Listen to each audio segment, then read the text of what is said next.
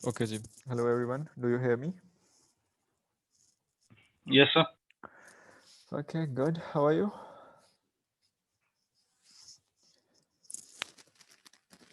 Cocker साहब, Fine. क्या हाल है आपके? खैरियत से हैं? मैं कहूँ से चकाचक। कुछ से पहले तो चकाचक ही, फिर बाद में पता नहीं क्या बनता है। कुछ नहीं ले रहा मैं आज। नहीं ले रहे सर तबीयत ठीक है तो काम लगा। हाँ बिल्कुल।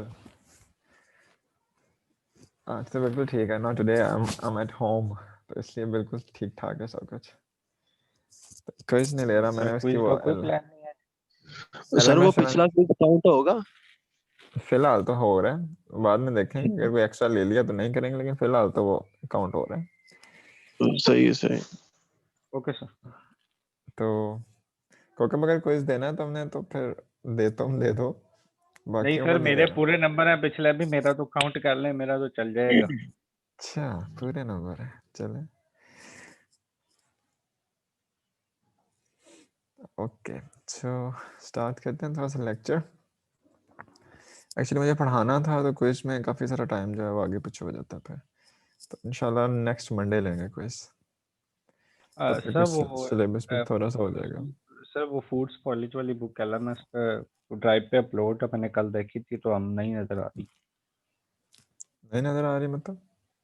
मतलब सर वो फूड जो फूड्स कॉलेज की आप कह रहे थे ना, अलहदा से बुक है, तो मैंने कल देखा था, मुझे वो ड्राइव पे नहीं मिली।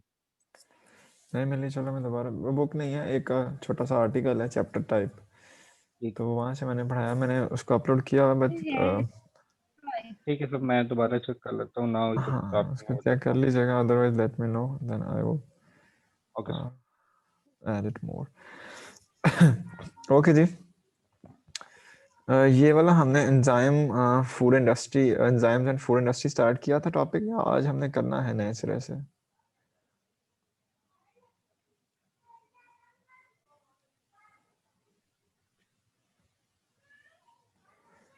ये हमने पढ़ा था एंजाइम्स एंड फूड इंडस्ट्री, या अभी इसको स्टार्ट करना है? तो स्टार्ट करना है। Okay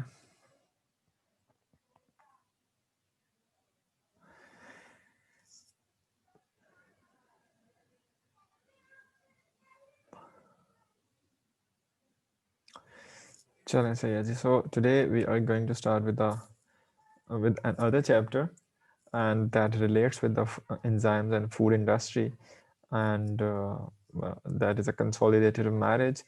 Food industry that is not successful without the enzymes, and enzymes are enzymatic content that is acting like a backbone in the food biotechnology and the food industry, in the production of different formulations, different types of new foods, as well as to enhance the processes.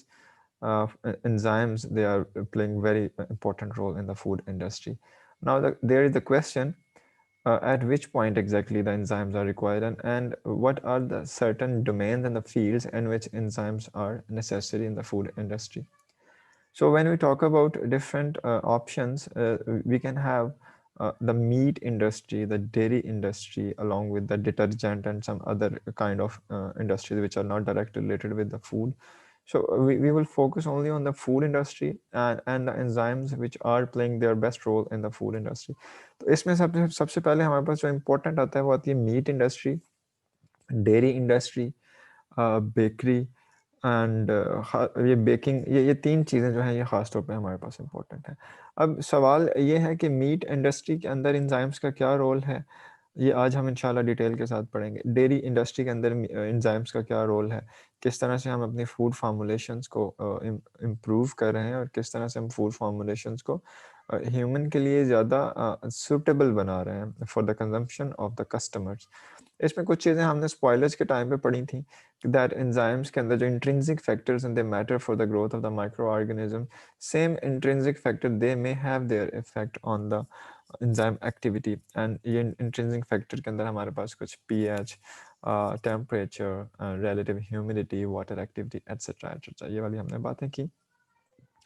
इसके साथ साथ meat industry के साथ हम फिर dairy industry का और baking का पढ़ेंगे, लेकिन मीट इंडस्ट्री में एंजाइम्स का रोल पढ़ाने से पहले मुझे थोड़ा सा आप लोगों को बताना पड़ेगा कि when we talk about the meat, what's its composition, muscle structure है, मसल स्ट्रक्चर में कौन से ऐसे हमारे पास मसल्स की बायोकेमिस्ट्री पे जाएंगे कि मसल्स की बायोकेमिस्ट्री में कौन सी ऐसी चेंजेस होती हैं जिसको हम मीट क्वालिटी में कंसिडर करते हैं, and what are that changes that we have to make better for the better meat quality.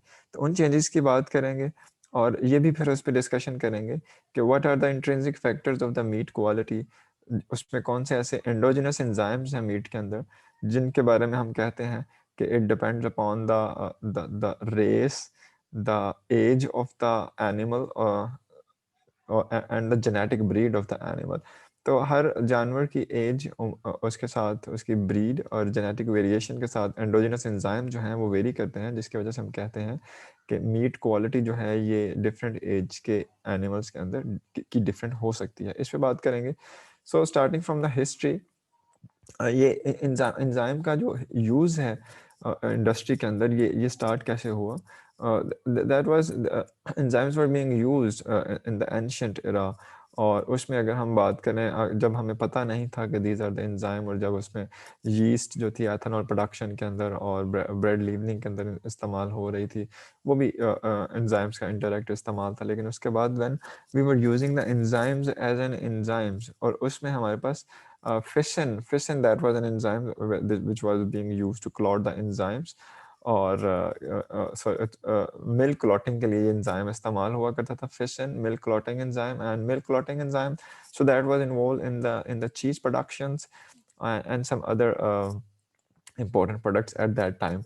इसके अलावा कुछ एंजाइम्स का इस्तेमाल हमारे पास होता रहा back in the British colonisation, papaya juice की form, and papaya juice is actually that is enriched with the proteases.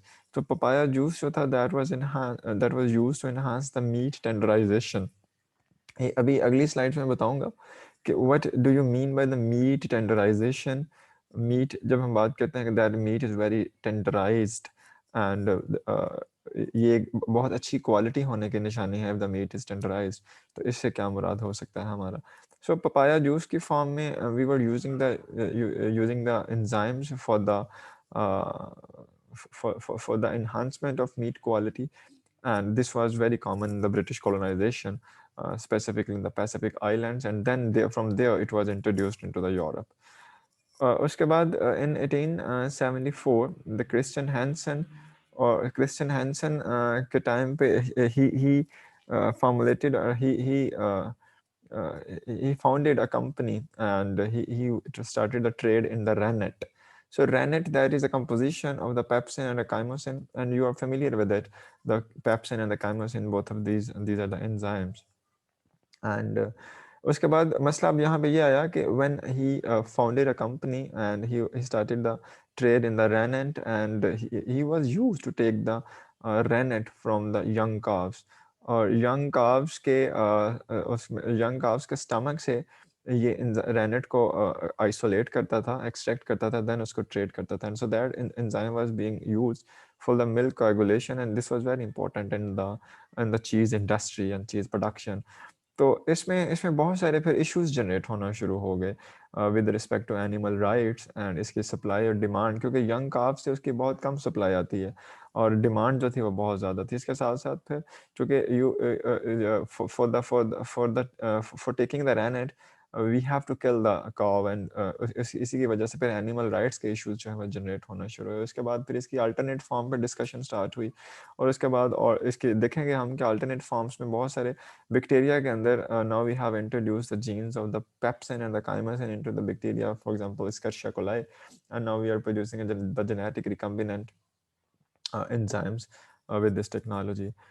इसके बाद 1890 के अंदर another Japanese entrepreneur Takamine, he introduced the enzyme and he named it Takadiacetase, और actually जो टेकाडाइसिटेज composition थी that was the mixture of the protease and the amylase. This was the important enzyme for the food digestions, and this was being obtained from the Aspergillus oryzae. Aspergillus oryzae, that is a fungus. So इसकी growth से टेकाडाइसिटेज enzyme obtain कर रहा था वो, और उसको protease, actually ये protease और अमाइलेज का कंपोजिशन था, एंड टेकामाइन ने इसको जो टेकासिडेज इन कंपोजिशन थी इसको पूरी दुनिया के अंदर इसकी ट्रेडिंग स्टार्ट की और एक कंपनी इसने अपनी कंस्ट्रक्ट की और उसके अंडर उसके बैनर तले इसने सेल शुरू की इस एंजाइम के. That was very common at that time. Now it is expected कि year 2020 तक जो enzyme industry है या जो enzyme market है for specifically for the food enzyme that is expected to reach up to 2.94 billions specifically in the US. और इसमें हमारे पास चूँकि ये एक बहुत बड़ी मार्केट बनती जा रही है and 2.94 billion USD that is a huge amount. तो इसी वजह से फिर हम इसको ज़्यादा इम्पोर्टेंट कंसिडर कर रहे हैं. और इसके साथ साथ जो हमारे पास जेनेटिक रिकम्बिनेंट टेक्नोलॉजी है वो एंजाइम इंडस्ट्री के अंदर फूड इंडस्ट्री के अंदर एंजाइम्स के यूज़ को किस तरह से बेहतर बना रही है. ये अब चीज़ें ज़्यादा इम्पोर्टेंट होती चली जा रही हैं. Okay, are you guys getting me? If you have any question you may ask. No, sir. चलें, सही है. और इसके साथ अच्छा, अब अगला सवाल इसमें ये, अब चूँकि इतनी बड़ी इंडस्ट्री बनती जा रही है, हमारे पास हमारे पास रिकम्बिनेंट जेनेटिक रिकम्बिनेंट टेक्नोलॉजी भी है, हमारे पास और भी मल्टीपल सोर्सेज हैं जिनमें हम प्रोटीन्स को रिकम्बिनेंट करके एंजाइम प्रोडक्शन कर रहे हैं. अब सवाल ये है कि why enzyme market is huge and it is expected to be 2.94 billion USD. और इसका हमारे पास बड़े बड़े लॉजिक, क्लियर से लॉजिक है हमारे पास कि मेन रीज़न जो है वो फूड प्रोसेसिंग की है और कंज्यूमर में अवेयरनेस है. ये हमने शायद पिछले में भी बात की थी जब हमने माइक्रोबियल स्पॉइलेज में बात की थी कि जो कंज्यूमर की अवेयरनेस है for the use of the organic fresh foods, ये हमारे पास बहुत सारी प्रॉब्लम्स की रीज़न भी बन रही है. जिसमें हमने माइक्रोबियल स्पॉइलेज पढ़ा था कि हम प्रिजर्वेटिव्स ऐड नहीं कर सकते, हम उसके अंदर एडिटिव्स ऐड नहीं कर सकते बिकॉज कस्टमर जो है वो डिमांड करता है फ्रेश फूड की एंड ऑर्गेनिक फूड की. तो सेम रीज़न यहाँ पे भी अप्लाई हो सकती है कि when the customer is अवेयर्ड and that is demanding the natural food ingredients, so in that case we have to increase the enzymatic industry or enzymes. You know that whenever we have to complete any process we have two ways. Either we can change the chemical changes हम create कर सकते हैं या हम कोई enzyme add करेंगे. enzyme natural way में catalysis करेगा और हमारे पास हमारी required product जो है we can obtain the required product. तो the main reason is actually the customer awareness to get the natural food ingredients. And दूसरी बात यह है कि enzymes they are considered safe. Whenever we have used the enzyme in the food processing, that would be considered the safe because that normally does not have any side effects.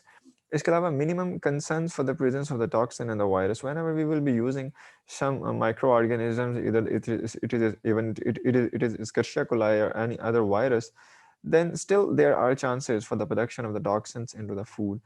But when we are using the enzyme, purified enzyme, so there are minimum concerns for the presence of the toxins, as well as this can be an important source for the vegetarians because there is a huge issue in certain communities where animal derived foods are discouraged. So in that societies and in that cultures, the use of enzyme for the food processing that is more suitable. इसके अलावा ये एक और एक term इस्तेमाल होने लगी है, इसके बारे में आप लोग काफ़ी ज़्यादा familiar हैं, that enzymes are very specific. If we have added the enzyme into the food, enzyme is very specific. It will only affect its substrate. It will not affect any other component that is present into the food. इसका मतलब क्या है कि enzyme के usage के हमारे पास side effects बहुत कम हैं. तो इस वजह से एंजाइम्स को फूड प्रोसेसिंग में हम इनकरेज कर रहे हैं due to the awareness of the customer as it is considered safe due to the minimum concerns for the toxins, and in the vegetarian cultures it is encouraged. और इसके अलावा finally the enzymes they are very much specific so they can be used for the food processing. अच्छा जी. So coming next, that is actually the role of enzymes in the improvement of the meat quality, milk quality and the bread quality. They are very much important with respect to the food industry. And इसमें फिर हम अब one by one इनकी बात करेंगे, तीनों की, meet quality की भी, मिल्क क्वालिटी की भी और ब्रेड क्वालिटी की भी. So starting from the enzymes and the meat quality, when we talk about the meat quality, what do you think? What comes into your mind in the first time? कि meat quality से क्या मुराद हो सकता है? Anyone? Sir Meat उसकी quality. Digestibility हम increase कर सकते हैं, जिसमें एग्जांपल है हमारे पास टेंडराइजेशंस की कि हम लोग उसके जो नहीं फाइबर नहीं, हैं you are उनको right, टेंडर you are कर right, सकते you are right, but my question is that जब हम कहते हैं कि ये अच्छी क्वालिटी का मीट है, ये बुरी क्वालिटी का है, तो उस टाइम हम कौन से ऐसे फैक्टर्स को कंसीडर करते हैं जिसकी वजह से हम कहते हैं that is a good quality meat? What do you think? Sir हम फीड पे मतलब जो जो लाइवस्टॉक था उसकी फीड को कंसीडर करते होंगे। नहीं नहीं, गालिबन आप मारूख हैं। जी सर मारूफ। अच्छा नहीं, मारूख नहीं, मेरा सवाल फिर वही है कि मीट आ गया है, sir meat you sir have the meat. ज्यादातर तो ऐसे करते हैं कि ये अगर रेड हम है या पिंक है या प्रोटीन इसमें ज्यादा है या कम है, How इस can we तरह की estimate चीजें। the फिर how can we उसका estimate the test protein in the वगैरह meat? और कि वो सॉफ्ट है या नहीं, इस तरह की चीजें हैं। Any other point? Okay, sir soft है, मेन चीज taste, मतलब मेन देखें चीज सर जो फूड हाँ इंडस्ट्री लेवल पे न्यूट्रिशन लाइक बेसिस जो पे हमारे सर। पास रेस्टोरेंट लेवल पे कंसीडर होती है, वो हमारे पास कंसीडर होता है fat to protein ratio consider होती है कि इसमें फैट्स कितने हैं, इसमें नॉन प्रोटीनेशियस कंपाउंड कितना और प्रोटीनेशियस कंपाउंड कितना है। तो हम क्या कर सकते हैं, फैट रिडक्शन इस तरह की चीजें करके प्रोटीन कंपाउंड को इंक्रीज कर सकते हैं। प्रोटीन फैक्टर इंक्रीज होगा तो Kokab, ऑब्वियसली जो है meat quality I got your point, Kokab. I got your point, but still you are mixing some things. मेरा सवाल आपसे ये है कि meat, we are not talking about the fat portion of that muscle content. वो जो आपके सामने अगर dish के अंदर dish out है, meat है, and that is uncooked, how can we determine the quality of the meat? किस तरह से हम ये इसको decide करेंगे कि ये अच्छी quality का है या ये बुरी quality का है? स्टिफनेस से Stiffness, how will you define the stiffness? मतलब वो फ्रेश है या नहीं, स्टिफनेस से पता चल जाता है ना। Okay, quite okay. अगर वो पुराना हो जाए And तो वो ढीला पड़ जाता है, सॉफ्ट सा हो जाता है, वरना okay, फ्रेश जो होता है ये वो भी थोड़ा टाइट होता है। खदीजा, ये भी एक सवाल है, अभी इस पढ़ने के बाद मैं आपसे पूछूंगा कि why meat ढीला पड़ जाता, मतलब वजह क्या होती है, इसके बारे में पढ़ेंगे। सर ये वजह हो सकती है लाइक कुर्बानी में जब हम लोग कई बार ऐसा होता है कि जो जानवर, वैसे तो अब इसकी साइंटिफिक रीज़न नहीं है कि क्या है कि कई बार ऐसा होता है कि जो मीट होता है वो लाइक जैसे मानूर ने कहा है कि स्टिफ होता है, वो जब हम उसको चबाते हैं तो वो ऐसे रबड़ी सी उसकी जो है वो सेंसेशन सी होती है। तो सर उसको हम कंसिडर कर सकते हैं कि वो हमारे पास क्वालिटी ऑफ मीट ठीक नहीं है, और मीट जितना इस पे सॉफ्ट बात होगा करते हैं, जब हम ठीक उसको है, कुक करेंगे। ठीक है। I was actually I want to have an idea कि गोश्त को लेके आपके ख्यालात क्या हैं, तो चलें मज़ीद अब साइंटिफिक टर्म्स से बातें करते हैं इसमें। So there are certain meat traits जिनको हम डिफाइन करते हैं, either it's cooked. Normally we define these traits after the cooking because we are unable to consume the uncooked food, uncooked meat, but still there are certain parameters that can be defined and that can be adjusted before cooking. अब meet traits को जब हम define करते हैं तो इसमें सबसे पहले एक चीज़ आती है tenderness, either the meat is tender or not. Juiciness, how much it is juicy, and what is the flavor exactly, इसका flavor। ये तीन चीज़ें मीट ट्रेट में या मीट क्वालिटी में हम इसको कंसिडर करते हैं, three things: tenderness, juiciness and the flavor। अब tenderness क्या चीज़ है? This is actually a texture property and that is related to cohesiveness, how the muscle fibers that are present in the meat, they are cohesive with one and each other. If they are more cohesive, we would be unable to chew it. So we define this cohesiveness whenever we have a little resistance to fragmentation during the mastication. If there is more cohesiveness in the meat, then we will have a great resistance during the mastication. हम उसको chew नहीं कर पाएंगे properly. So tenderness, that is actually texture property. This is related with the cohesiveness. And what is the cohesiveness? This is the resistance to the fragmentation during mastication. तो ये याद रखिएगा। अच्छा, उसके बाद अगर मीट टेक्सचर और टेंडरनेस पे बात करें तो नॉर्मली जो मीट टेक्सचर है that is dependent upon the myofibrils and the connective tissues that are present in the meat. ये myofibrils क्या हैं? You guys are very much familiar with it because you have gone through the physiology sections and Yes, sir. And muscle structure के बारे में आपको पता है। अभी मैं अब सार्कोमेयर का मसल स्ट्रक्चर हम डिस्कस करेंगे, तो आई बिलीव कि आपको इसमें से बहुत सारी चीज़ें पता होंगी। फिर अगर हम मीट टेक्सचर की पे बात करते हैं, तो मायोफिब्रस एंड कनेक्टिव टिश्यूज पे मीट टेक्सचर डिपेंड करता है। And all this modification, again I will say, the modification after the postmortem period, whenever we have slaughtered the animal, and the gap between the slaughtering to the cooking, the post-mortem period, actually that will determine the different properties, that will determine the texture of the meat, that will determine the tenderness of the meat.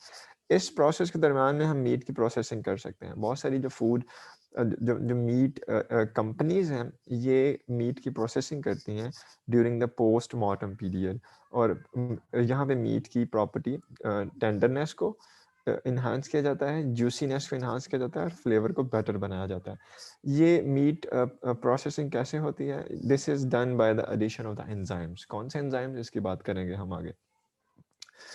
So again, coming towards the biochemistry of the muscles and the composition, myofibrils की बात हो गई। उसके बाद हम sarcomere पे बात करते हैं। Sarcomere, what is a sarcomere? That is actually the basic unit of the muscle fiber, or sarcomere that has a contractile properties, and you know that sarcomere के अंदर एक thick line होती है, thin line होती है, और इसके साथ साथ हमारे पास, मैं अगर आपको डायग्राम दिखा दूँ यहाँ पर, तो this is the structure of the sarcomere। And यहाँ पे अगर आप देखिएगा इसको ज़रा थोड़ा गौर से, these are the two lines, this one single here and this one here, these two lines, these are called the Z lines, ठीक है। अच्छा, अब यहाँ पे जो ये वाला रीजन है, this one here, जहाँ पे ये एक्टिन नेबुलिन लिखा हुआ, this region would be termed as the thin region, the thin line. The region here, this one, the myosin, here the M line, this region would be termed as the thick region, ठीक है। अच्छा, अब यहाँ पे जो thin region है, इसके अंदर हमारे पास जो protein that is present in excess quantity, that is actin, और actin is the most abundant protein in the muscle, okay। उसके अलावा हमारे पास जो थिक रीजन है, इसके अंदर मायोसिन है, myosin is the second abundant protein. अच्छा, इसके अलावा जो एक्टिन है, that is actually anchored with the G line. इसके साथ साथ हमारे पास यहाँ पे दरमियान में there is a M line here, this one, this is the M line. इसके साथ साथ मजीद जो प्रोटीन है सार्कोमेयर के अंदर, उसमें है titin here, this green one, titin is actually joining the G line with the M line here, titin. इसके अलावा दूसरी proteins which are desmins, alpha actinin, tropomyosins. Here another protein that is extending through the Z line, this is the nabulin. ये muscle structure, these proteins are these are present into the sarcomere. अब उसमें ये जो myosin है, अगर इस myosin के structure पे बात करें, तो मायोसिन का जो स्ट्रक्चर है, ये हमारे पास हेड एंड टेल, दो रीजन्स हुआ करते हैं मायोसिन के। यहाँ पे अगर आप देखें हेड एंड टेल, इसमें जो हेड पोर्शन है, that is actually performing the activity of the ATPase activity head region के अंदर हुआ करती है। अब मसल मूवमेंट और मसल स्ट्रक्चर के बारे में आप फेमिलियर हैं कि ये मायोसिन जो है, ये एक्टिन के साथ यहाँ से ज्वाइन करती है, मसल कंट्रैक्ट होता है, रिलैक्स होता है, तो यहाँ पे ATP अपना रोल प्ले करती है। whenever there is a presence of ATP, the bonds of myosin with the actin, they will break and muscle will relax. इसी तरह मसल कंट्रैक्ट करेगा। अब होता यूँ है कि whenever the animal is slaughtered and muscle जो है वो लाइव रहता है काफ़ी टाइम बाद तक, क्योंकि मसल के अंदर जो ATP है, या मसल के अंदर जो मेटाबॉलिज्म है, ये ग्रेजुअली स्लो डाउन होता है। अब इस ग्रेजुअली स्लो डाउन के चक्कर में जो हमारे पास मसल कंट्रैक्टेड था, ATP रिड्यूस हो जाती है। whenever the ATP is reduced, और उसके रिजल्ट में हमारे पास there is now no ATP present into the muscle that can break down the link between myosin and please give me 1 minute. I have to turn off the WhatsApp at my system. I'm receiving some messages.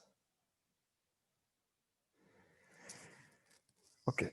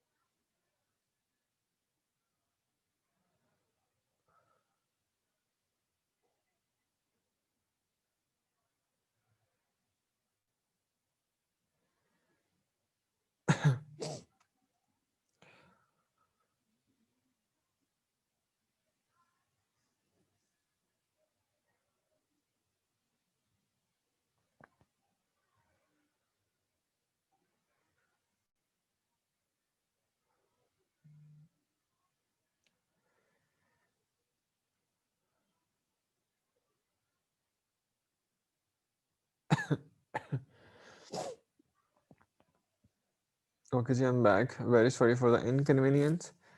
मेरे system पे WhatsApp के notification आ रहे थे and मैं disturb हो रहा था काफ़ी ज़्यादा उससे, so I turn it of.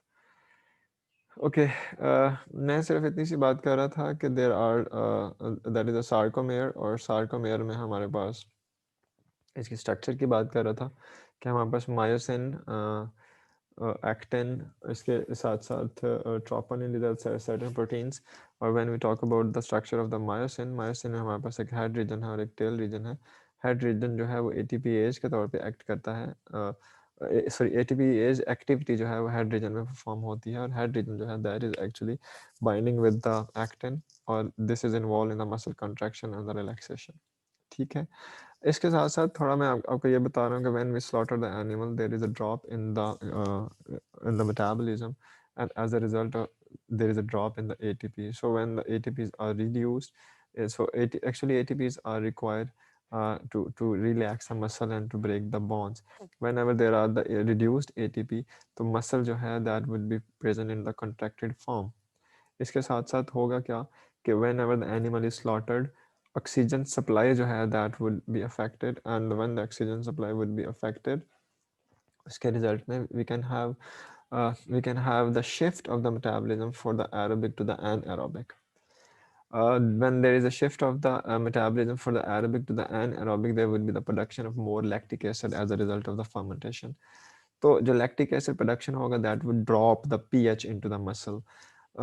This dropped pH that would change the property of the muscle and ultimately the property of the meat. फिर इसके साथ साथ होगा क्या कि जैसे जैसे लैक्टिक एसिड प्रोडक्शन प्रोड्यूस हो रहा है, पीएच ड्रॉप होती चली जा रही है, एटीपी है नहीं है, muscle is present in the connect in the contracted form, pH has been dropped, and as a result of that, ultimately the structure of the muscle that would be changed. ठीक है, तो this is actually the biochemistry of the muscle content and what happened with it.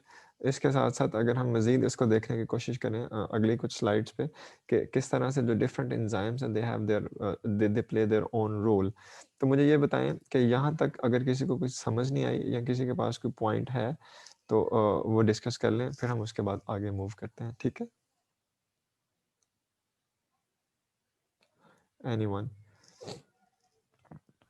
Sir हम लोगों ने बात की कि जब हम इंडस्ट्रीज में वो मीट को ज़्यादातर यूज़ करती हैं, प्रोसेस करती हैं, पोस्ट मार्टम पीरियड के बाद हमारे पास करती हैं, तो सर हम ये कह सकते हैं कि लाइक जो लैक्टिक एसिड प्रोडक्शन है, बिकॉज लैक्टिक एसिड प्रोडक्शन जो है वो जल्दी स्टार्ट हो जाती है उसी वक्त हमारे पास लाइक 1 to 2 आवर्स के अंदर, तो हम ये कह सकते हैं कि जो पीएच का ड्रॉप है ये हमारे लिए बेनिफिशियल है क्योंकि ये हमारे प्रोटीन स्ट्रक्चर्स को डिस्टर्ब करेगा, तो वो हमारे नहीं, पास प्रोसेसिंग जो के लिए पीएच का ड्रॉप है that is not a bit beneficial. इसमें जो हमारे पास पोस्टमार्टम पीरियड आता है, पोस्टमार्टम पीरियड की हमारे पास कुछ फेजेस होती हैं। इस सर फेज इनिशियल में करते हैं नहीं, इसमें जो प्रोसेसिंग है, प्रोसेसिंग में ज़्यादातर जो एम होता है वो ये होता है कि ये जो ड्रॉप इन पीएच है इसमें सडन ड्रॉप आ जाए, फौरी तौर पे ड्रॉप आए और जो लैक्टिक एसिड अकमुलेट होना है वो फौरी तौर पे हो और उसके बाद फिर हम इसकी प्रोसेसिंग कर सकें।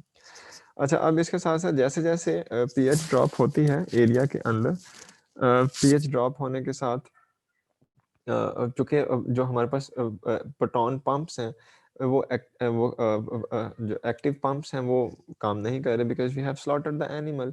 इसके रिजल्ट में बहुत सारी कैल्शियम एंड पोटाशियम जो है उसकी कमुलेशन होना स्टार्ट हो जाती है इनटू द मसल्स। देखें 3-4 चीज़ें हो रही हैं, ड्रॉप इन पीएच हो रही है, लैक्टिक एसिड प्रोडक्शन हो रही है, शॉर्टेज ऑफ एटीपी हो गई है, अकमुलेशन ऑफ कैल्शियम हो रही है, अकमुलेशन ऑफ पोटाशियम हो रही है, और इसके साथ साथ जो इरिवर्सिबल एसोसिएशन है एक्टिन और मायोसिन की वो है जिसकी वजह से मसल जो है वो कॉन्ट्रैक्टेड फॉर्म में है।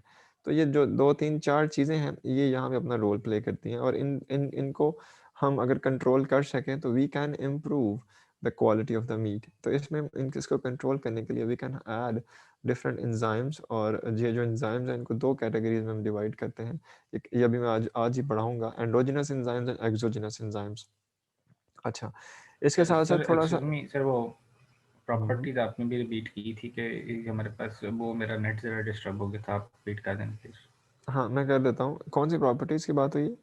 सर ये अभी बात कर रहे थे कि ये पोस्टमार्टम में हमारी जो बात हुई स्टार्ट फेजेस, उसके बाद मैंने से ये डिस्टर्ब कहा हुआ। है कि ड्यूरिंग द पोस्टमार्टम फेजेस हमारे पास 3-4 चीज़ें जो हैं वो चेंज हो रही हैं। एक तो ये है कि मसल का मेटाबॉलिज्म जो है वो शिफ्ट करता है from aerobic to anaerobic, and as a result there is a drop in the pH and the lactic acid production. Number 2 जो हमारे पास आता है वो हमारे पास आता है there is a drop in the shortage of the ATP. Number 3 अब चूंकि हमारे पास जो active pumps and they are not active, और उसके रिजल्ट में there is a cumulation of the calcium and potassium ions. तीसरा इसके साथ चौथा इसके साथ ये है the irreversible association of actin and myosin, जिसके रिजल्ट में the muscles are continuously in the contracted form. Now immediately after the slaughter the energy reserves still allow the maintenance of muscle elasticity. इतना भी हमारे पास जो जो energy reserve है वो चूँकि इतना इतना तो मौजूद है कि मसल इलास्टिसिटी को डिफाइन किया जा सके। अब जो एनर्जी रिजर्व है that would slowly release the muscles from the contracted form to the relaxed form. इसी में हम हमारे पास जो पोस्टमार्टम फेज है आफ्टर द स्लॉटर, उस फेज को हम कुछ सब फेजेस में डिवाइड करते हैं। उसमें इनिशियल फेज होती है, इसको हम कहते हैं द प्री रिगर फेज।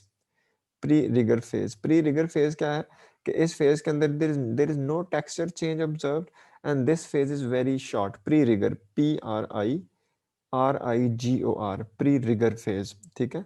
उसके बाद हमारे पास दूसरी फेज आती है and that phase is called the rigor phase.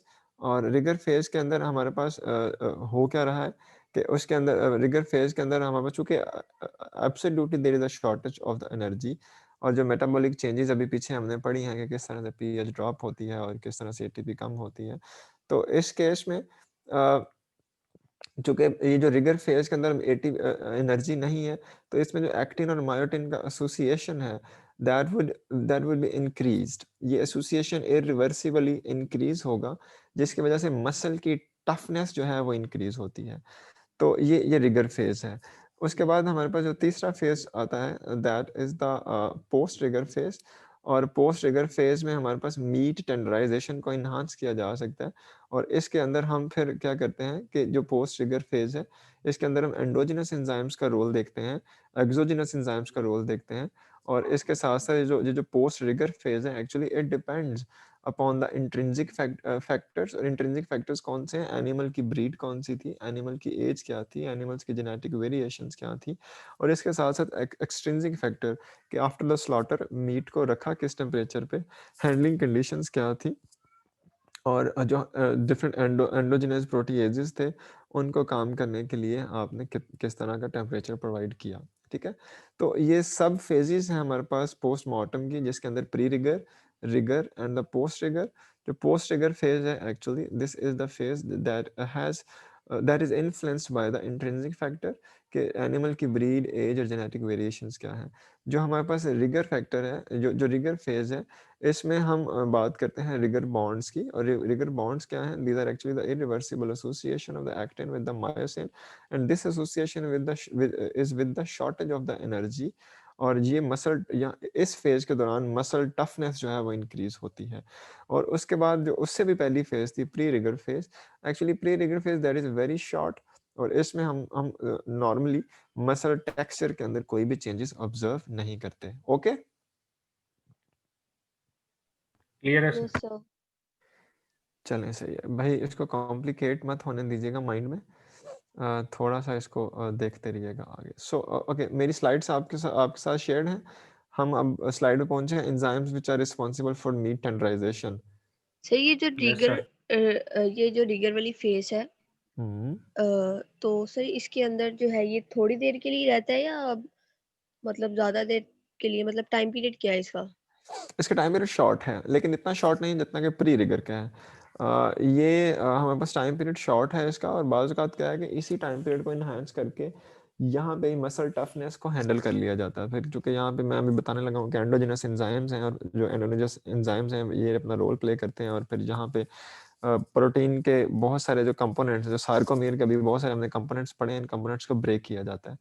और ये जो ब्रेकेज है इन कंपोनेंट्स की, एक्चुअली ये इन्हांस करती है हमारे पास मसल टेंडराइजेशन को, और ये रिड्यूस करती है मसल टफनेस को। ठीक है, सर ये तो तो असल में हमारे पास जब हम जब कुर्बानी वगैरह करते हैं या कोई मतलब सडन डेथ होती है उसके बाद लीगर मोर्टिस वाली एक स्टेज आती है, ये तो वो हाँ वाली हाँ कंडीशन है ना, तो हम हाँ उसके बिल्कुल, डायरेक्ट उसके बाद वाली बात कर रहे हैं। हाँ हम उसके बाद हम देखें, उसके बाद वाली बात नहीं कर रहे। whenever the animal is slaughtered, तो उसके बाद जो फेज स्टार्ट हो गई है, this is the postmortem phase ना। तो पोस्टमार्टम फेज जो है इसको 3 सब फेजेस में डिवाइड किया जा सकता है, pre rigor, rigor and the post rigor. अच्छा अच्छा ठीक। हाँ, इनको उनके इवेंट्स की बेस पे हमने डिवाइड किया है। ठीक है, चलें, गुड हो गया। सो अगला है the enzymes which are responsible for the meat tenderization. ये भी थोड़ा सा एंजाइम इसकी मसल बायोकेमिस्ट्री का बहुत ब्रीफ सा पढ़ाने का मतलब मकसद ये था कि जब अब ये एंडोजेनस एंजाइम की बात हो रही होगी तो बातें समझ में आती रहेंगी। एंडोजेनस एंजाइम्स इन्वॉल्व हैं और एक्सोजेनस एंजाइम्स इन्वॉल्व हैं मीट क्वालिटी इंप्रूव करने में। एंडोजेनस एंजाइम्स में सबसे इंपॉर्टेंट हमारे पास कैल्पेन्स हैं, एंड कैल्पेन्स जो हैं दे आर द प्रोटीएजेस, और ख़ास तौर पे they are specifically cysteine proteases calpains. और कैल्पेन्स जो हैं ये कैल्शियम डिपेंडेंट हैं, कैल्शियम आयन डिपेंडेंट हैं। अभी हमने पीछे पढ़ा था कि during the postmortem phase there is the increase in the calcium ion into the muscles, क्योंकि एक्टिव पंप जो हैं वो अपना फंक्शन परफॉर्म नहीं कर रहे। और अब यहाँ पे अगली बात ये आ गई है कि जो कैल्पेन एंजाइम्स हैं they are the protease enzymes which are the calcium ion dependent. ठीक है, और these calpains they effectively promotes the degradation of the myofibrillar proteins, और 2 मायोफिब्रिलर प्रोटीन्स हैं जिसमें डेस्मिन और टाइटिन। अगर मैं आपको ये डायग्राम दोबारा से दिखा सकूं तो 2 प्रोटीन्स टाइटिन एंड डेस्मिन। तो एक्चुअली जो कैल्पेन है ये डाइजेस्ट कर, ये ब्रेक करते हैं इन प्रोटीन्स को, टाइटिन को, डेस्मिन्स को, और these calpains they are normally termed as cysteine proteases। अच्छा, अब जो कैल्पेन्स हैं, कैल्पेन एंजाइम्स के इनहिबिटर्स भी मसल्स के अंदर मौजूद हैं, which are the calpstatin। calpstatin यहाँ पे लिखा हुआ है, this one, the calpstatin here। Calpains are the enzyme and calpstatin they are the inhibitors। So calpstatin level were found to be highly variable between different muscle fibers। तो अब यहाँ पे if we have more calpains, the muscle structure would be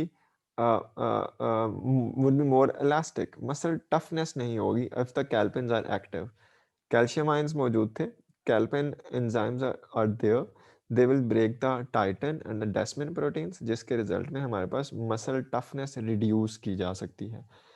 अब जो कैल्पेन है इनके inhibitors कैल्पस्टैटिन भी मौजूद हैं वहीं पे, the calpstatin that would inhibit the activity of the calpain। तो अब यहाँ पे अगर मैं सिर्फ ये स्टेटमेंट दूं कि the level and the concentration of the calpain and calpstatin that will determine the muscle quality and the meat quality। और इसके साथ साथ ये जो concentration of calpain और calpstatin है, this varies among the different breeds of the animals, among the different muscle fibers, and among the different ages of the animal. तो इसी वजह से हमारे पास जो डिफरेंट एजेस के एनिमल्स का जो मीट स्ट्रक्चर है वो डिफरेंट है, डिफरेंट ब्रीड्स के एनिमल्स का मीट स्ट्रक्चर वेरी करता है, एक ही एनिमल्स के डिफरेंट बॉडी पोर्शंस का जो मीट स्ट्रक्चर है वो वेरी करता है। तो उसकी बहुत सारे रीजंस में एक रीजन ये है कि in the different parts of the animals, in the different breeds of the animals and in different ages of the animals, there is a different concentration of the calpain enzyme as well as the calpstatin that is actually the inhibitor of the calpain। Are you getting this? Yes Excuse me, sir। sir. Sir, calpstatin are the inhibitor for calpain? हाँ, calpain का inhibitor है हसन। तो sir हम किस food को कहेंगे कि ये गुड क्वालिटी का मीट है, जिसमें कैल्पेन ज्यादा होगा उसको कहेंगे? हाँ देखिए, कैल्पेन ज्यादा नहीं, एंजाइम्स के बेस पे हम फूड क्वालिटी डिटरमिन नहीं कर रहे, हम डिटरमिन कर रहे हैं फूड क्वालिटी जिसमें टेंडरनेस है, जिसमें कोहेसिवनेस ज़्यादा नहीं है, दैट इज मोर च्यूएबल, उसको। और वो कैसे इन्हांस हो सकती है? By the addition of the calpain. अब कैल्पेन की अगर बहुत ज़्यादा एडिशन है, अगर इसकी ओवर प्रोडक्शन हो गई है या अगर कैल्पेन की ओवर एडिशन हो गई है, तो ये मीट को लूज कर देगा। तो इसी वजह से जब ज़्यादा देर तक अगर मीट पड़ा रहे तो उसकी कुछ रीजंस में से एक ये है कि calpain proteases they are actively working, they are breaking the titin and the desmin proteins, so that's why they are losing the bonds and they are losing the toughness। तो इसकी वजह से हमारे पास जो मीट क्वालिटी है वो ख़राब होना शुरू हो जाती है। ठीक है, तो अब जो मीट प्रोसेसिंग की मैंने बात की थी अभी थोड़ी देर पहले कि there are certain companies which process the meat before the sale।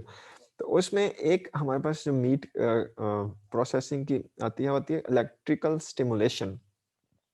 Normally after the slaughter meat को इलेक्ट्रिकली स्टिमुलेट किया जाता है ताकि जो मीट की पीएच है वो फास्टर डिक्लाइन आए उसके अंदर, वो स्लोली वो जो डिक्लाइन था वो फास्टर डिक्लाइन एक ही दफ़ा आए और उसके बाद फिर by the addition of the calpain and some other enzymes we can accelerate the tenderness. एक ही दफ़ा जब पीएच वगैरह डिक्लाइन हो के वो स्टेबल हो जाए तो उसके बाद we would add the calpain and we would add some other endogenous enzymes that may increase the tenderness of the meat quality।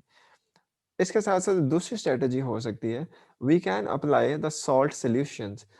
For example, we can apply the calcium ions to increase the activity of the endogenous enzymes। अब ये मैंने आपको अभी इसी slide पे हमने पढ़ा है कि mostly these endogenous enzymes, खास तौर पे these calpins, these are the calcium ion dependent।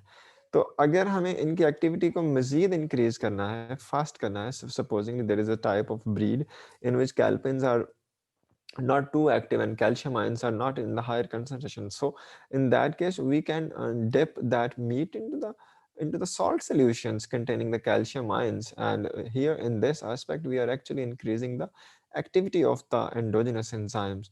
और इसके लिए हम कैल्शियम आयंस के साथ, अच्छा फिर ये इसके साथ साथ हम कुछ एक्सोजेनस एंजाइम्स का इस्तेमाल कर सकते हैं। एक्सोजेनस एंजाइम्स में हमारे पास आते हैं पेपेन, ब्रोमेलिन एंड फिशिन। यहाँ पे मैंने लिखा हुआ है papain, bromelain and ficin, here this one. ये इन तीन एंजाइम्स का इस्तेमाल किया जा सकता है। इसके साथ ये कुछ कैटेगरीज, ये एंजाइम्स जो हैं पेपेन, ब्रोमेलिन और ficin, they are very much important and they have the broad range activity at the broad pH and the broad temperature. तो इस वजह से ये they are encouraged to use in the enhancement of the meat quality। और आखिरी इनकी important बात इन exogenous enzymes की जो कि मैंने यहाँ पे 3 इनलिस्ट किए हैं, इनकी इंपॉर्टेंट बात यह है कि they are considered as a GRAS. ये मैंने बताया था कि GRAS is the gradually regarded generally regarded as a safe.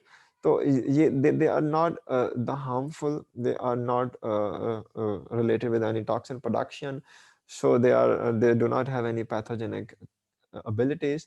These 3 enzymes, papain, bromelain and fisin, they are the exogenous enzyme, they can be added into the meat to enhance the meat quality। और अब ये जो enzymes है आते कहाँ से हम अगली स्लाइड पे पढ़ेंगे, लेकिन उससे पहले कि ये enzymes फंक्शन क्या करते हैं।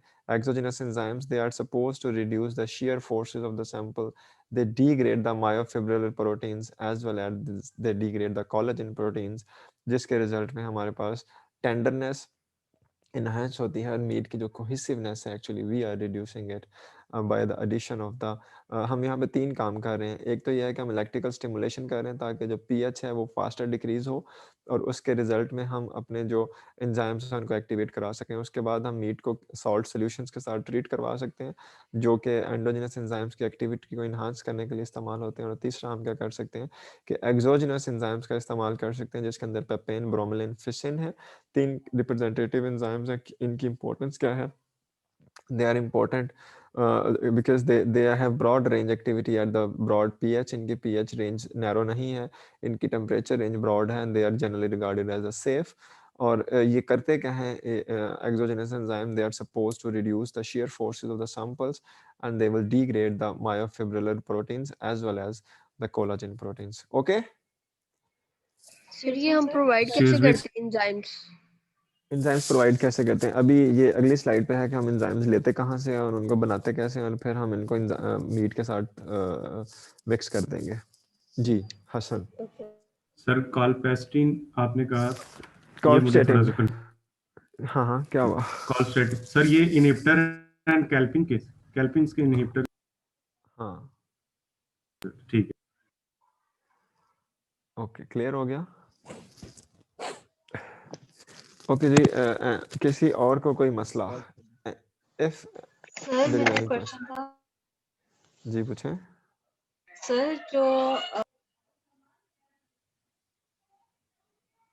सर जो एक्सोजेनस और जो एंडोजेनस हम एंजाइम्स दे रहे हैं ये हम खुद ही प्रोवाइड कर रहे हैं कि उसमें नेचुरली प्रोड्यूस हो रहे हैं मीट पे?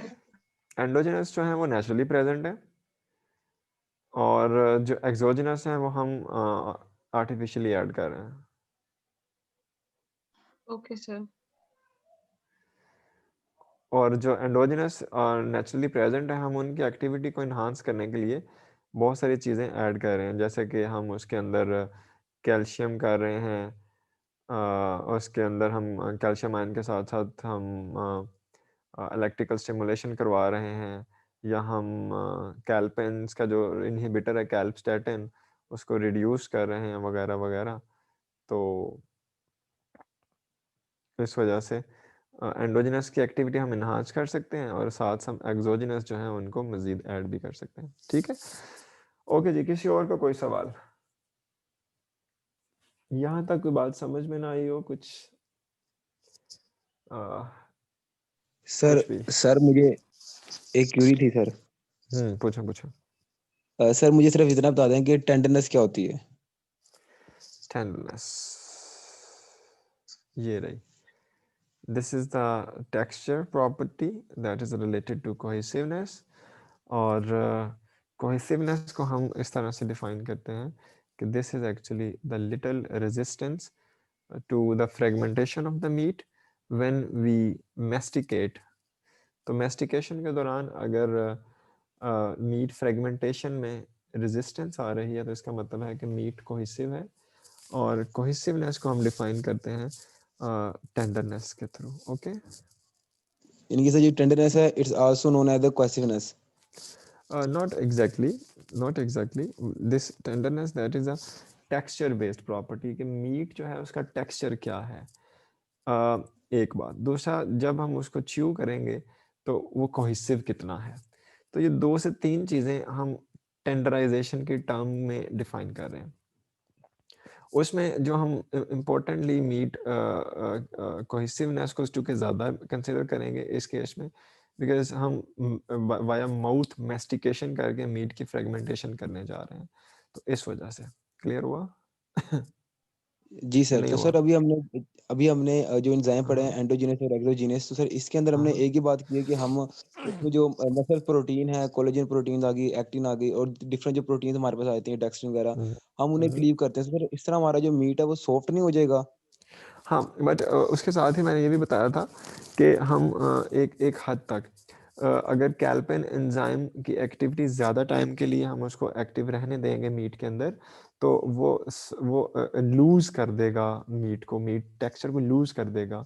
तो प्रोटीएजेस जो हैं, जो हम एक्सोजेनस प्रोटीएजेस ऐड करेंगे, इनकी एक्टिविटी कंट्रोल्ड एक्टिविटी होगी ड्यूरिंग मीट प्रोसेसिंग, और हम इनको लिमिटेड टाइम के लिए एक्टिव करवाएंगे, एंड उसके बाद हम फिर इनके इनहिबिटर्स जो हैं वो ऐड करेंगे, जिसके बाद ये एंजाइम जो है डीएक्टिवेट हो जाएंगे। इसका पर्पस सिर्फ ये होगा कि मसल की टफनेस को रिड्यूस करना है, इतना रिड्यूस नहीं करना कि मसल फाइबर्स लूज हो जाएं और वो किसी काम के ना रहें।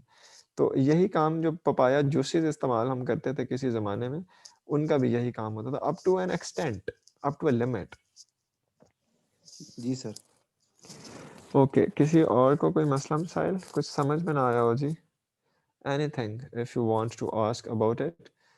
अच्छा, फिर अब अगली बात इस पे यूं करते हैं कि ये जो हमारे पास एंजाइम्स हैं, नॉर्मली जो मैंने अभी एक्सोजेनस एंजाइम्स की बात की है आपके साथ, पेपेन है, ब्रोमेलिन है, फिशिन है, या इसके अलावा और भी कुछ एंजाइम्स एक्सोजेनस एंजाइम्स हो सकते हैं। मैं यहाँ पे 3 एग्जांपल्स की सिर्फ बात कर रहा हूँ। ये आते कहाँ से हैं और इनकी हमारे पास प्रोडक्शन क्या है, और इस प्रोडक्शन में हमारे पास प्रॉब्लम, क्योंकि हमारा तो फूड बायोटेक्नोलॉजी के पॉइंट ऑफ व्यू से ये ज़्यादा कंसर्न होना चाहिए कि where we can get this exogenous enzymes to enhance the meat quality. उसके अंदर अगर हम सबसे पहले बात करें पेपेन की, पेपेन that can be extracted from the Carissa papaya, और पपाया के लेटेक्स जो है पपाया का, that is actually the mixture of the enzyme and the latex of the papaya that may contain different enzymes, जैसा कि उसके अंदर कैरिकेन, काइमोपेपिन, ग्लाइसाइल एंडोपेप्टिडेजेस और पेपिन, ये 4 किस्म के एंजाइम जो हैं ये ज़्यादा पाए जाते हैं पपाया लेटेक्स के अंदर। और जब हम पपाया लेटेक्स को एक्सट्रैक्ट करते हैं और उसमें से now this is the time to extract papain only. जो पपाया लेटेक्स है उसमें पेपेन की कंसंट्रेशन बहुत कम होती है, but still there is the presence of the papain into the papaya latex, और जो कंसंट्रेशन है वो सिर्फ 5 to 8% होती है। तो still we can isolate these enzymes from the papaya latex and we can exclude out the other enzymes जो कि हैं कैरिकेन, कैमोपेपाइन, ग्लाइसाइल एंडोपेप्टिडेजेस। तो हमारे मतलब का जो है उसमें पेपेन है। दूसरा एंजाइम जो इसके अंदर हम यूज करते हैं वो है ब्रोमेलिन। ब्रोमेलिन जो है this can be obtained from the aqueous extract of the pineapple। Pineapple के इमेच्योर फ्रूट का एक्सट्रैक्ट अगर हम बनाएं एक्वस एक्सट्रैक्ट, तो उसमें से bromelain enzyme that can be extracted out and that is present there. इसके साथ साथ जो फिसिन था, ficin that can also be obtained from a plant ficus glabrata. और जो फिसिन है this is actually considered as the cysteine protease, या इसको सिस्टीन थायोल प्रोटीएज भी कहते हैं। और सिस्टीन प्रोटीज इसलिए कहते हैं कि जो इस फिसिन एंजाइम के कैटालिटिक साइट है उस पे cysteine present, cysteine amino acid जो है वो थोड़े एक्सेस क्वांटिटी में प्रेजेंट हुआ करते हैं। अब ये जो 3 एंजाइम्स हमने पढ़े हैं, अभी देखा है हमने कि ये तीनों के तीनों आइसोलेटेड फॉर्म में या प्यूरिफाइड फॉर्म में तो नहीं आइसोलेट हो रहे। हम इनको एक्सट्रैक्ट में से हमने आइसोलेट करना है, और एक्सट्रैक्ट जो है पपाया लेटेक्स का हो सकता है। If in the case of bromelain, it would be the aqueous extract of the immature pineapple, and in case of the ficin, that would be could be the extract of Ficus gilberta।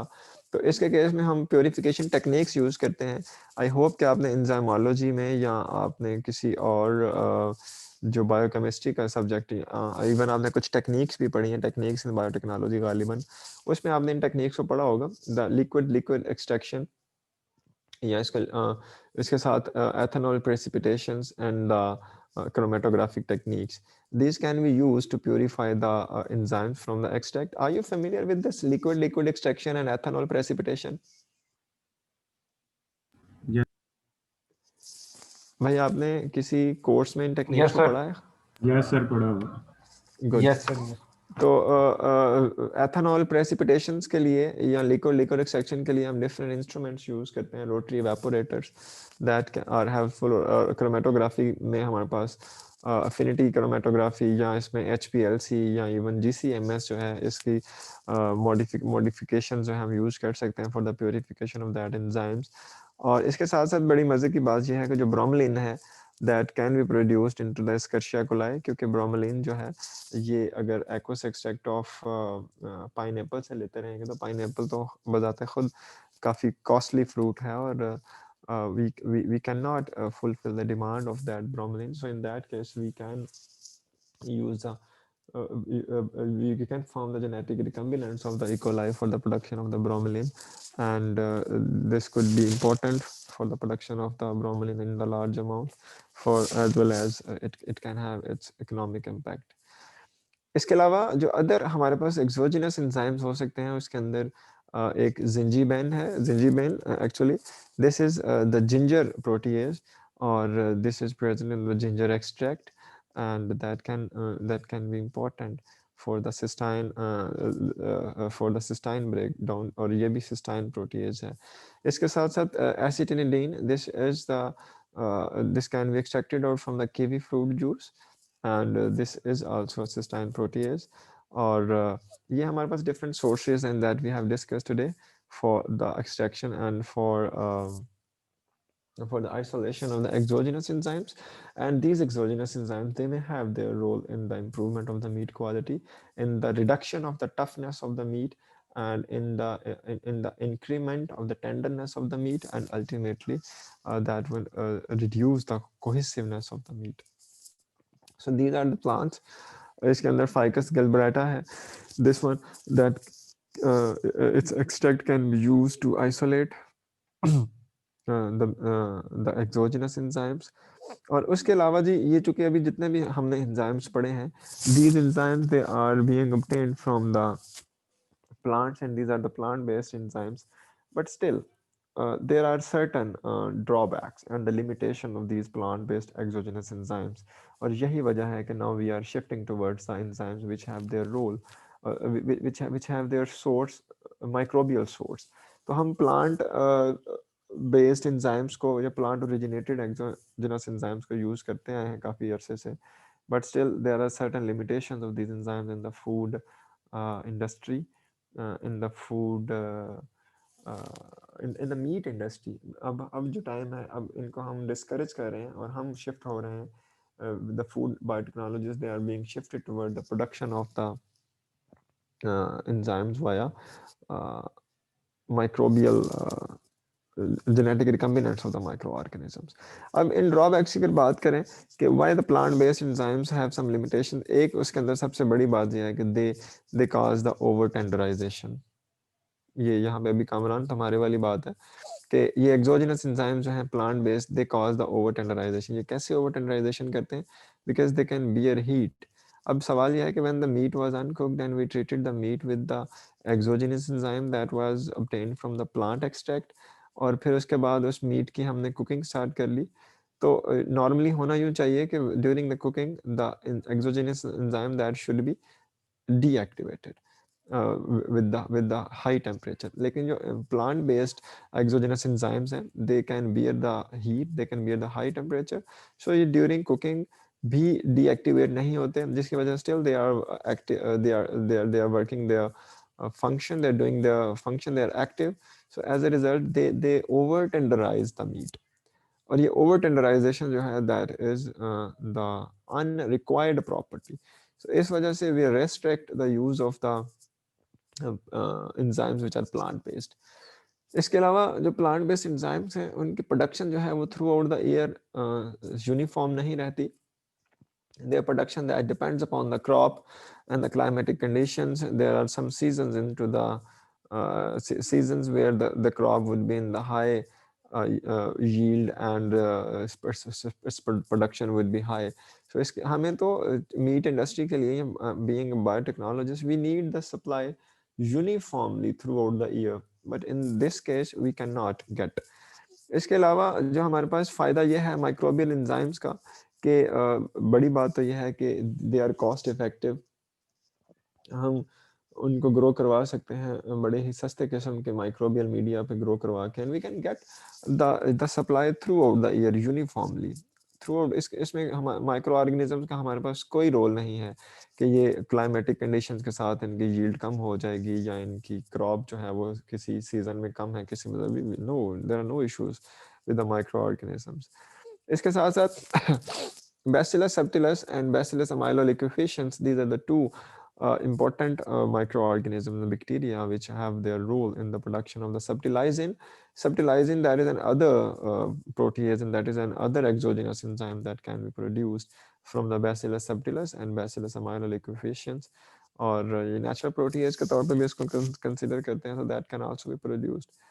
इसके अलावा Aspergillus oryzae that may have important role in the enzyme production for the meat as well as for the poultry industry.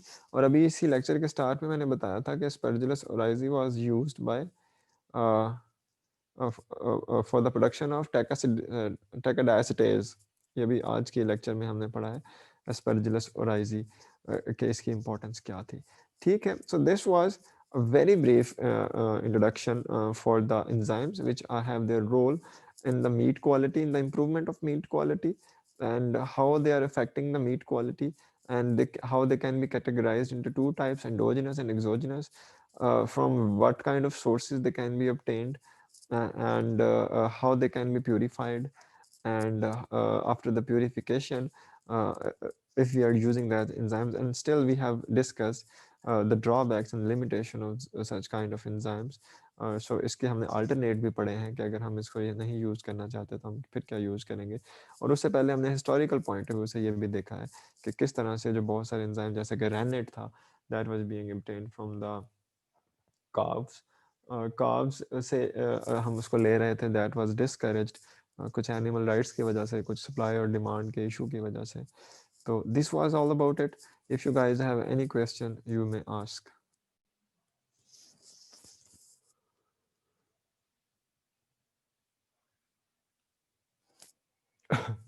भाई किसी को कुछ सवाल जवाब तो नहीं करना? Everything is clear?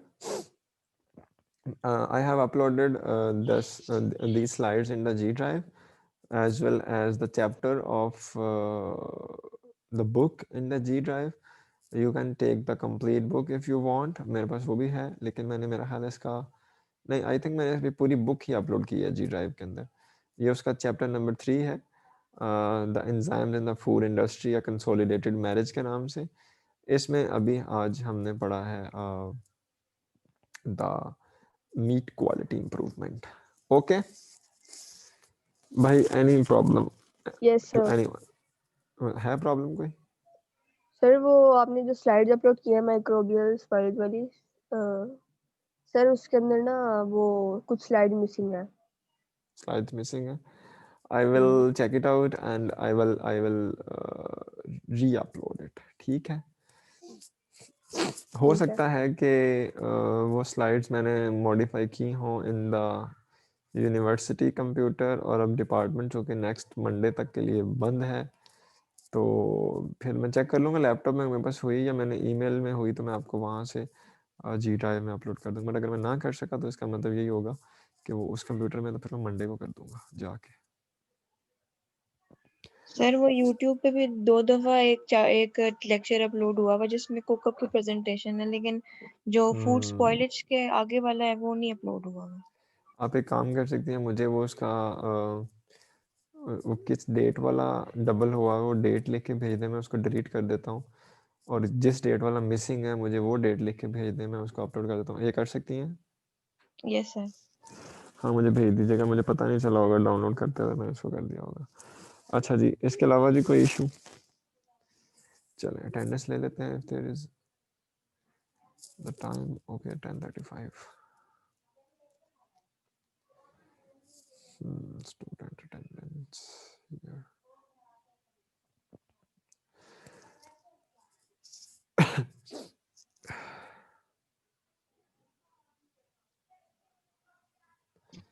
सर जो हमें असाइनमेंट बनानी है वो ग्रुप में बनानी है कि इंडिविजुअल? आप प्रेजेंटेशन ग्रुप में दे रहे हैं बच्चे, तो असाइनमेंट भी ग्रुप में देंगे. Okay sir. हाँ सर मेरा नहीं बना हुआ. जी, आप का नाम सॉरी? सर खंसा. हाँ खंसा भी 2-4 लोग सर ऐसे हैं मेरा जिनको, भी ग्रुप नहीं बना है. हाँ हाँ 2-3 लोग ऐसे हैं जिनके ग्रुप्स भी नहीं हैं और जिनको टॉपिक्स भी साइन नहीं हुए. तो मैं इसको ईमेल कर दूंगा आप लोगों को लिख के इसकी, लेकिन मैं अभी तक टॉपिक मुझे को अच्छे मिले नहीं थे, इस वजह से मैंने सर कर नहीं मुझे सका. भी नहीं पता मेरा ग्रुप किसके साथ है. उसामा तुम्हारा सामा अकेला ही बोल ग्रुप है, तुम अकेले ही हो. ना सर, मुझे खोसे के साथ कर दें सर. असद रियाज, मैंने आपको पिछली क्लास में कहा था कि आप सोल प्रेजेंटेशन देंगे, तो ये बार बार कहने का आपका कोई वो नहीं है. आप किसी के साथ ग्रुप नहीं है वो बच्चे? आपने सेल टिश्यू का कहा था, इसका नहीं कहा था सर. इसका भी है, फूड का भी है. सर मेरा भी नहीं उसामा, तुम्हारा किसी के साथ मुझे ग्रुप बनाऊंगा मैं जी. ठीक है sorry, sir. Okay thank you. Sir फिर मुझे टॉपिक तो बता दें सर. मैं बता देता हूँ. टॉपिक्स 3-4 बच्चों के हैं अभी मेरी नज़र में, लेकिन मुझे कोई अच्छे टॉपिक मिल नहीं रहे, तो मैं इस वजह से थोड़े सर्च करनी पड़ेगी मुझे, तो मैं इसको कर देता हूँ. अच्छा जी, मुझे भी अटेंडेंस दे दें please. 401 this is the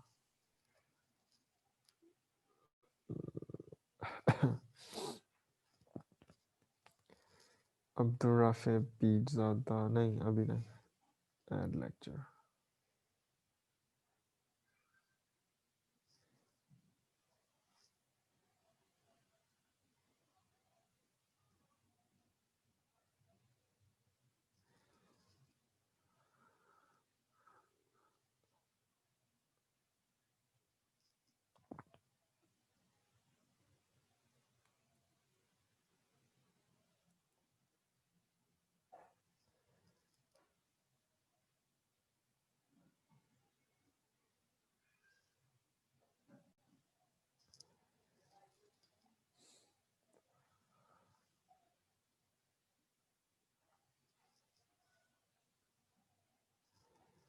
I don't know why this is unable to create a lecture.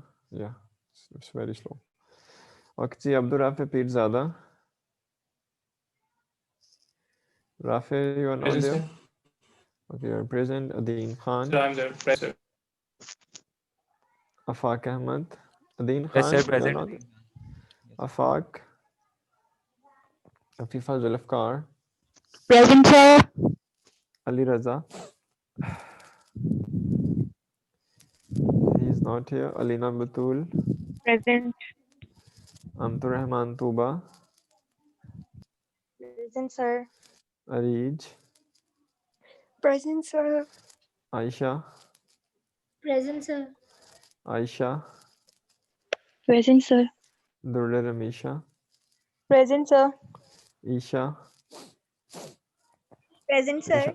Faisal Bashir. Present, sir. Maria Usmani. Present, sir. Hassan Raza. Yes, sir. Homa Majid. Present, sir. Javeria Iftikhar.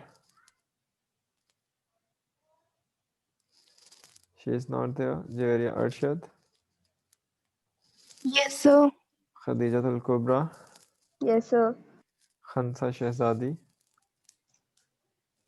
Yes, sir. Laiba Tahir. Present, sir. Mahnoor Suhail. Present, sir. Mahnoor Khan. Present, sir. Maro Khalid. Present, sir. Mariam. Present, sir. Janabe Asad Riaz. Sir, present, sir. Okay, good Asad. Okay, Muhammad Bilal. Yes, sir. Kamran Butt. Yes, sir. Muhammad Naeem. Yes, sir. Numan Aziz. Yes, sir. Nimra. Present, sir. Reshma. Present, sir. Roha Ahmad. Present, sir. Sajjal Waqas.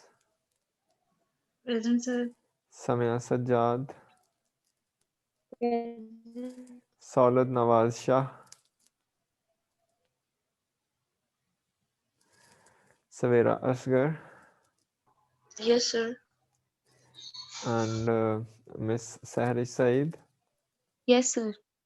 भाई बहुत बड़ी class sir है आप लोगों सौलत की. ने hand raise किया है.